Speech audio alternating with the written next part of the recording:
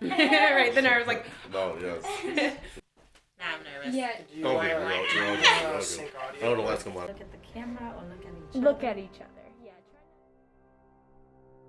I grew up in Chicago. I have my two parents and an older sister. I am a freshman here at UW Milwaukee. I'm actually the first one to go to college in my family. Being a first generation student, Mhm. did you feel any kind of internal pressures from becoming a student in college? Yes, I felt a lot of pressures because I am kind of clueless when it comes to all this type of stuff. And I knew that my mother, coming like as an immigrant from Mexico, most people didn't go to college there when she was growing up. I'm Brianna Canales. I grew up in Watoma, Wisconsin.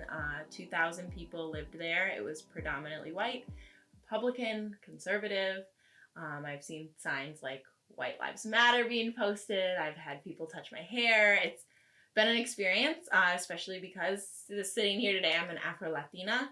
I identify as that, but I didn't always. I didn't get to that point till I got to UWM, where I saw people that looked like me. I saw diversity. I saw culture. Once I realized I did want to go to college, I think that's when all the pressure came in. Once I got into like, okay, this is what I want to do, then it just all flooded in. Yeah. Oh, you can't do that. You haven't been getting good grades. Like, you have good grades, but you don't have, that grades, or you don't have Ivy League grades. And I was like, what do you mean I'm not good enough? I want to just, now I'm ready to do this. Now I'm ready to go to college, and now I can't? What is this?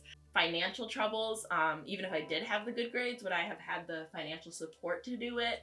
Transportation. Nobody in my family had a car that was trustworthy, again, because of financial issues. And there were things like FAFSA.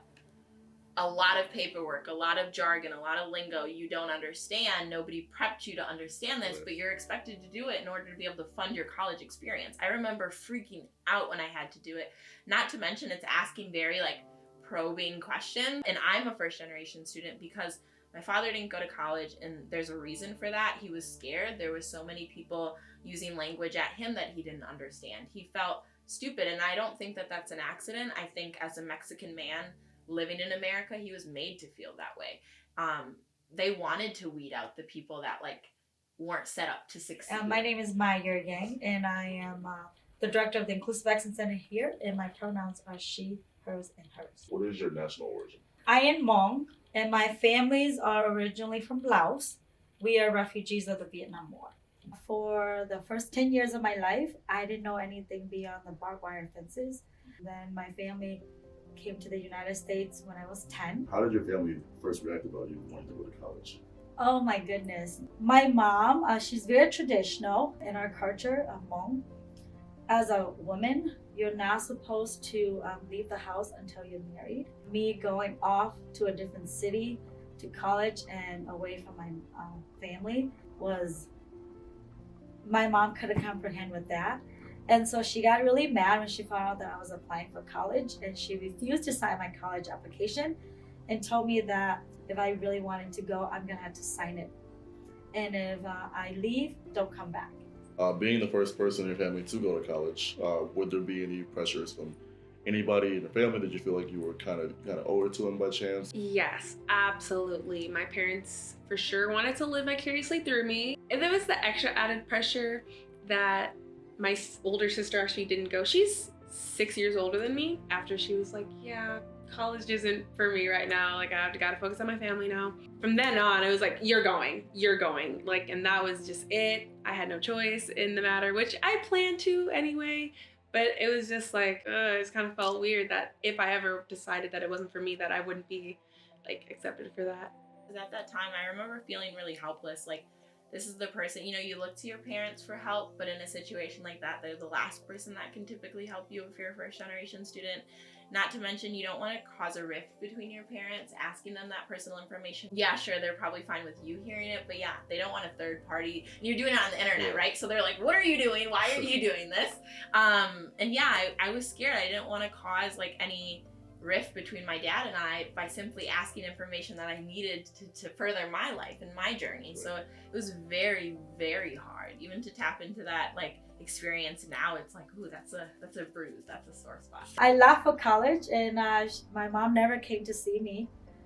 She never supported me in any way, and not even any financial support. It's definitely been a little trickier dealing with all this stuff as a first gen because, you know, your parents are there and they want you to do good, but it's just like they just don't have the knowledge. I actually had to apply from my phone. Like I didn't even have a computer. I literally typed the essay to get in and everything from my iPhone. About the struggles of knowing that my mom didn't support, my family didn't support me going off to college, and no one wants to come see me. You have families, you have friends and classmates and roommates whose parents are always visiting them, checking out on them.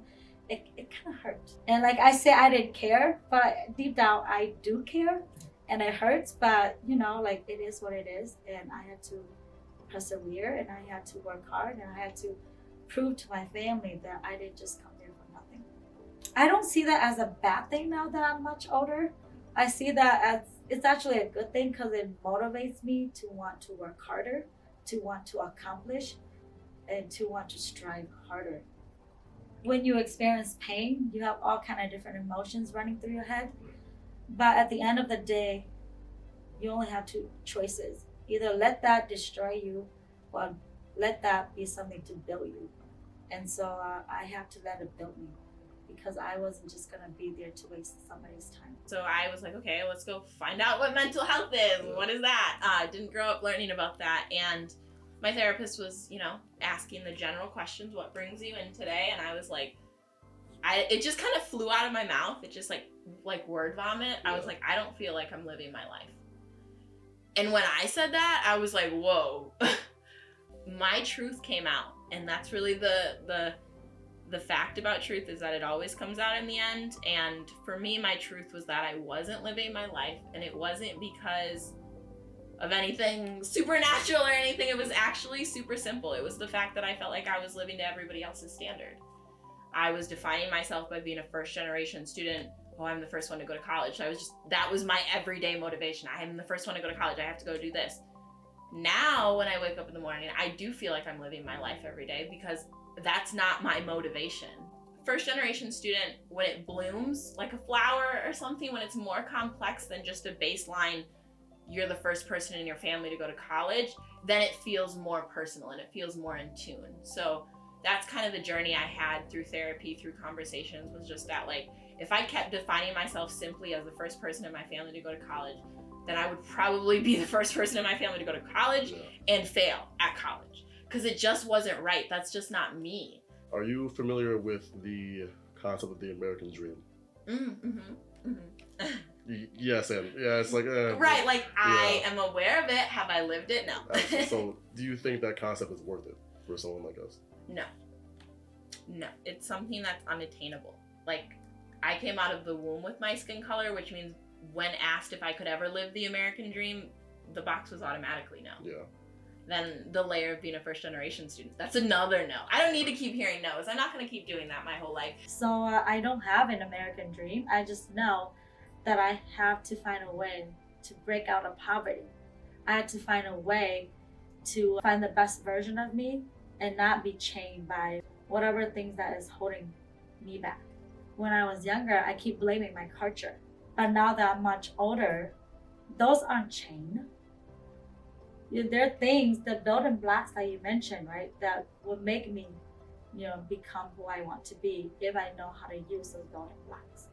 This, where I live, the life I live, that's my dream. That's my Black dream. That's my Afro-Latina dream. That's my minority dream. I don't care about an American dream. I just happen to be in America, which in my eyes, it's a made-up term. It's a social construct. Yeah. Because this isn't even American land that we're sitting on right now. This is stolen land. So to try to strive to meet a dream that was stolen, I don't want it. I don't want to obtain it. And I say that now to anybody listening, but more so to that girl that wanted that at some point. I wanted to straighten my hair and look like all the other girls that had straight hair, blue eyes, pale skin. I wanted that. I wanted that so badly. And some part of me wanted things like college and all of that for the wrong reasons, and because I wanted to be like everybody around me. And now that I have realized why I want it, I realize it couldn't be farther from the American dream.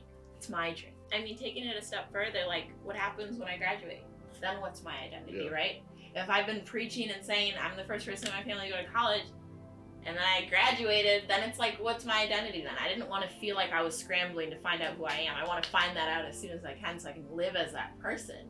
I was really excited. And my mom couldn't believe it. She was really excited. A lot of people was giving her praises that she has a daughter who graduated from college, and I was the first and the only one, and I'm also the youngest. And so I'll be the last of my immediate family. And so my mom, her mentality started changing. She got really excited, and then she's telling all my little nieces and nephew that they have to do what Auntie Maya do and go to college. I think just reflecting on everything I said, I would say always put yourself first, your needs, your wants. Yes, you're doing it for your family, but you can only do it because of you. So you have to put your needs first, which means if you want to go out and have fun, go out and have fun. Yes, study for that 8 a.m., do those exams, do all of that good stuff. But yeah, go have fun, because I think reflecting back on the 4 years, I do not regret those nights I stayed out.